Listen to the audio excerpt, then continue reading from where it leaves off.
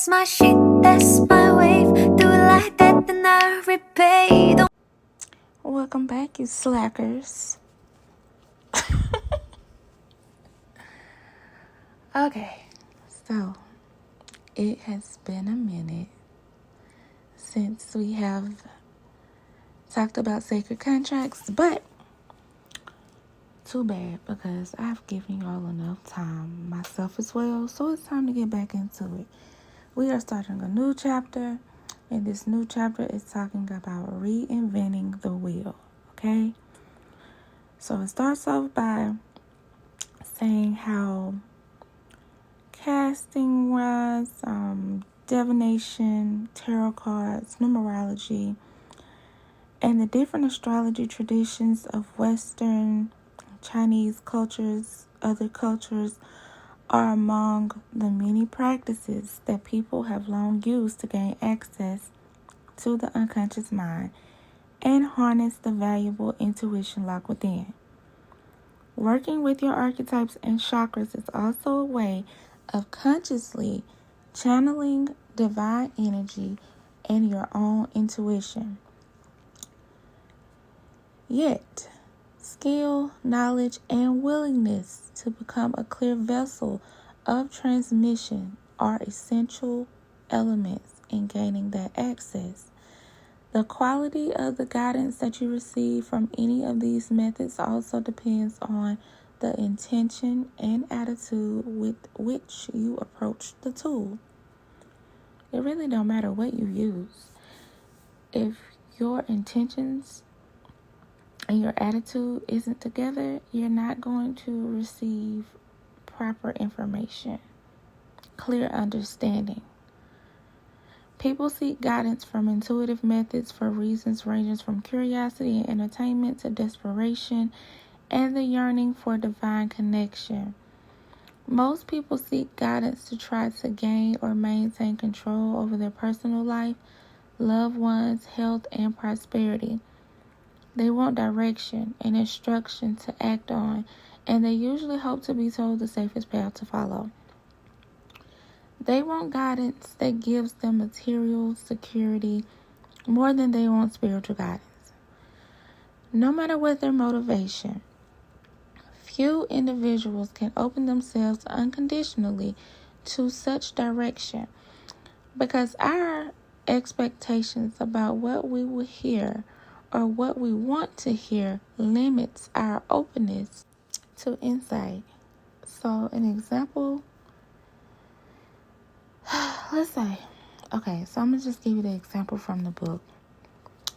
For instance, say you are divinely intended to move on from your current occupation, but in asking for guidance, you really are seeking to hear only ways to remain where you are.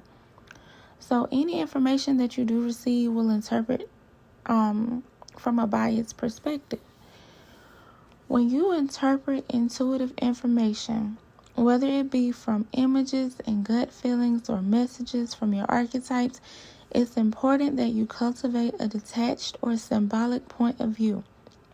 That means, as we have seen, that you need to look at the events and relationships of your life through your third archetypal column that we talked about, rather than the first one, which is the physical column. In other words, you want to see the events as part of your contract, which you agreed to enter into, rather than as arbitrary limitations or purposeless encounters. You want to look at your archetypes with the same symbolic sight. Many people interact with their archetypes to try to find out why others have hurt them, when they should be looking to see how their archetypes have given hurt to others.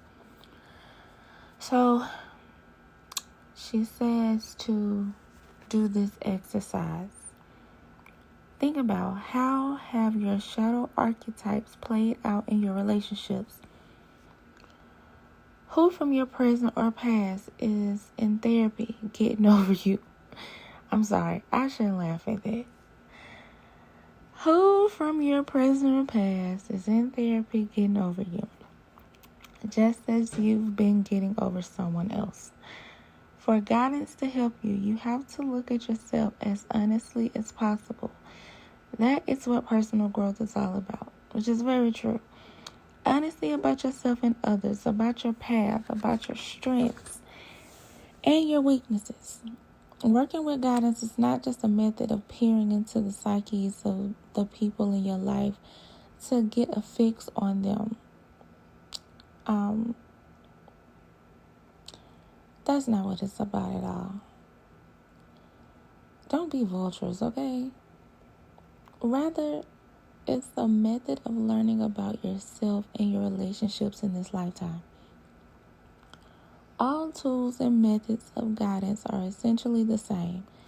They are like radio receivers, and you are the receiver and operator of the radio.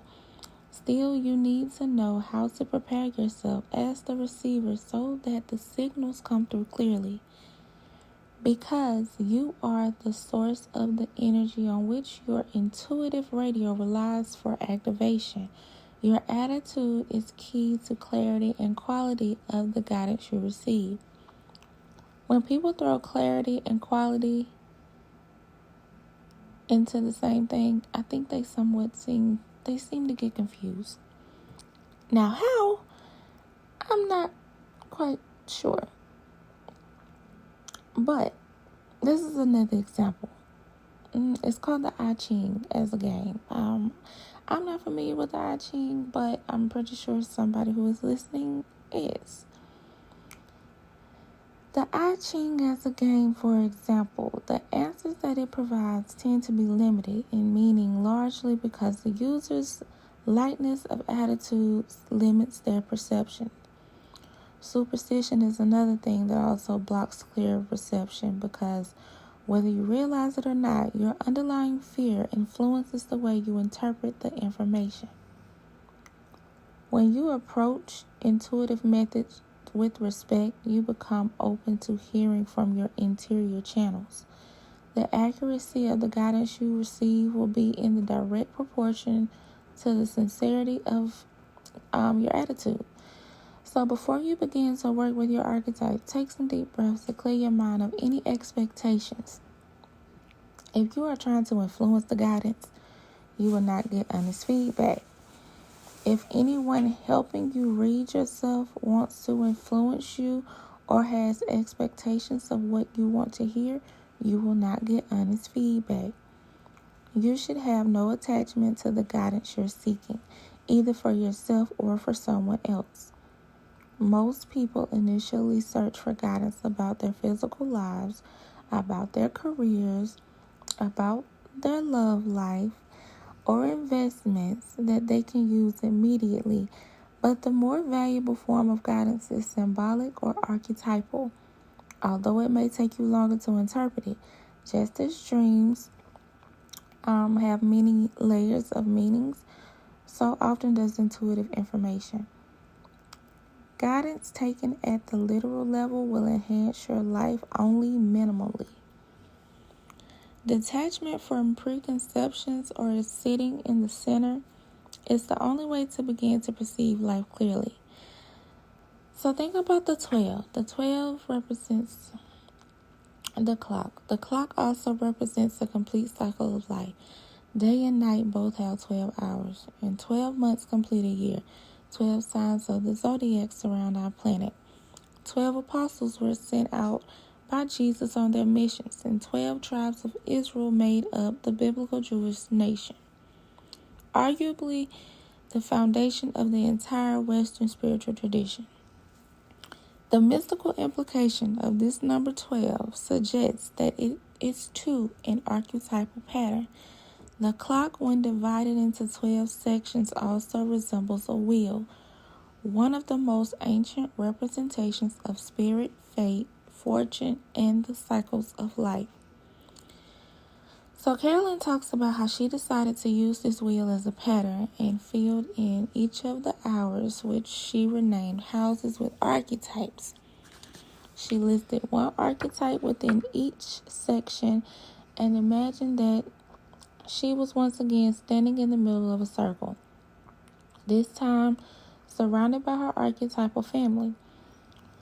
The strong visual image that she got was one of a united cosmic support system. She realized that she had also unconsciously duplicated the ancient design of the astrological wheel and had even numbered the 12 houses of the signs of the zodiac. So it immediately made sense to her that this cosmic template was the perfect form for making the archetypes, more tangible. So Carl Jung, which I mentioned before in one of my previous videos while talking about sacred contracts. Carl Jung believed that our ancestors projected archetypal patterns into myths and folklore in the same way that they shaped arrangements of stars into human and animal figures and gave them names and personalities. So that explained the link between archetypes and the zodiac. She was catching a glimpse of this collective unconscious as she saw the 12 houses of the zodiac overlaid on her archetypal wheel. The overlapping design of these wheels might have just been a coincidence at first, is how she described it. But the more she worked with the confluence between the 12 archetypes and the 12 houses of the zodiac, the more formally she became convinced that they could shed light on our contracts and get us to see ourselves in new ways. The archetypal wheel is an intuitive method that makes symbolic information accessible to you. Your archetypes become even more significant when you see them at work in the houses that signify 12 different aspects of your life. The wheel helps you decode the behind-the-scenes patterns of your life. It shows you your experiences and relationships as spiritual dramas filled with opportunities for personal transformation. So your moods and emotions influence how your archetypal pattern arrange themselves in your wheel.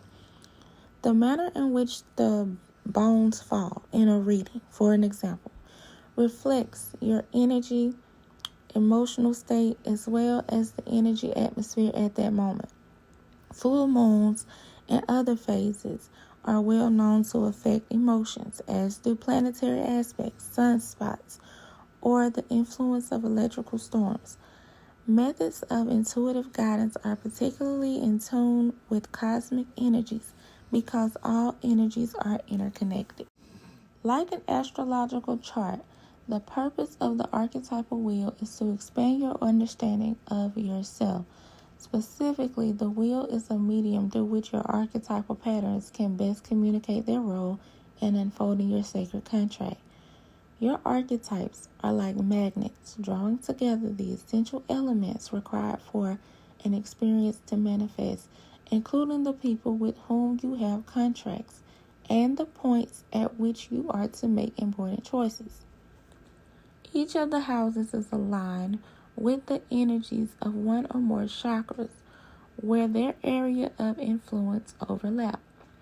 This confluence of energy should help you get a deeper picture of the nature of your archetypal houses. So, I'm going to stop here, and on the next video we will continue with breaking down the houses, because we are in the process where we will begin to reinvent our wheel so that we may understand our sacred contracts better. Okay? You guys have a good day.